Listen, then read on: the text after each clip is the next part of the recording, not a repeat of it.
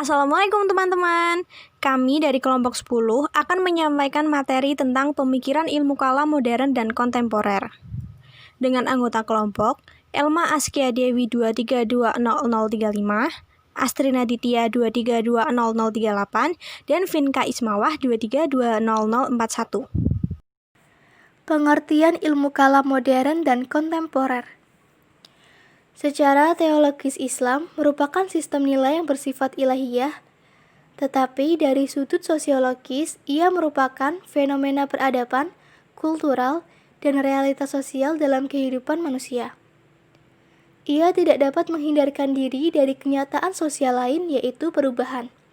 Apalagi dilihat dari pandangan ajaran Islam sendiri, perubahan adalah sunatullah yang merupakan salah satu sifat asasi manusia dan alam raya secara keseluruhan.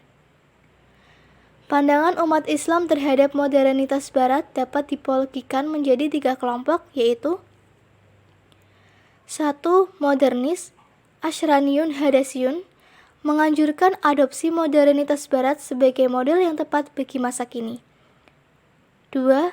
Tradisionalis atau Salafiyun, berupaya mengembalikan kejayaan Islam masa lalu sebelum terjadinya penyimpangan dan kemunduran. 3. Kaum elektis, Tadabdub, berupaya menghadapi unsur-unsur yang terbaik, baik yang terdapat dalam model Barat modern maupun dalam Islam masa lalu, serta menyatukan di antara keduanya dalam bentuk yang dianggap memenuhi kedua model tersebut. Era modern secara umum dimulai ketika masyarakat Eropa menyadari tentang pentingnya kembali berpikir filsafat.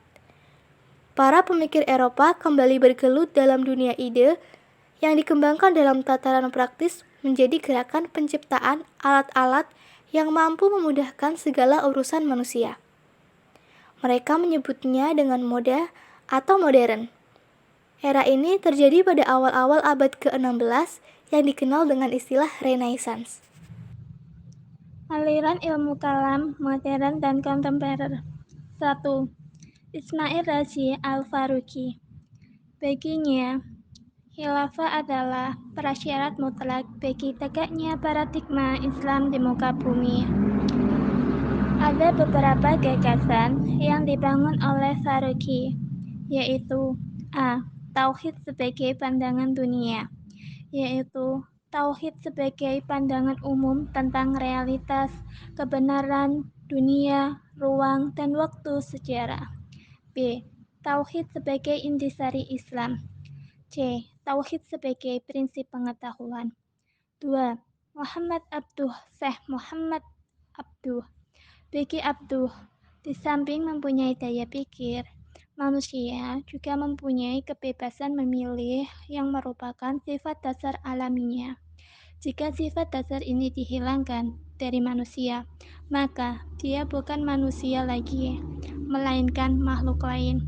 Manusia dengan akalnya mempertimbangkan akibat perbuatan yang dilakukannya, kemudian mengambil keputusan dengan kemauannya dan mewujudkan perbuatannya dengan daya yang ada dalam dirinya.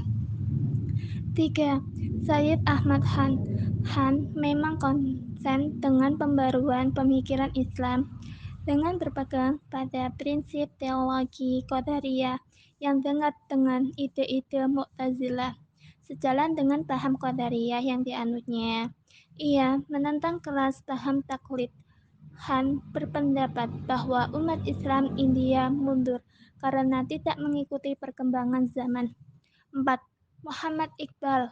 Menurut Iqbal, peralihan kekuasaan istihad individu yang memiliki mazhab tertentu kepada lembaga legislatif Islam adalah satunya bentuk yang paling tepat untuk menggerakkan spirit dalam sistem hukum Islam yang selama ini hilang dari umat Islam dan menyerukan kepada kaum muslimin agar menerima dan mengembangkan lebih lanjut hasil-hasil realisme tersebut.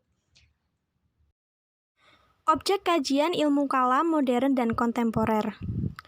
Sebagai sebuah pemikiran baru, teologi Islam transformatif memulai cara berteologinya dengan mempertanyakan dasar asumsi dan isu ideologis dari, pertama, teologi yang konformis, yaitu kelompok-kelompok agamawan yang prihatin terhadap masalah kemiskinan dan keterbelakangan.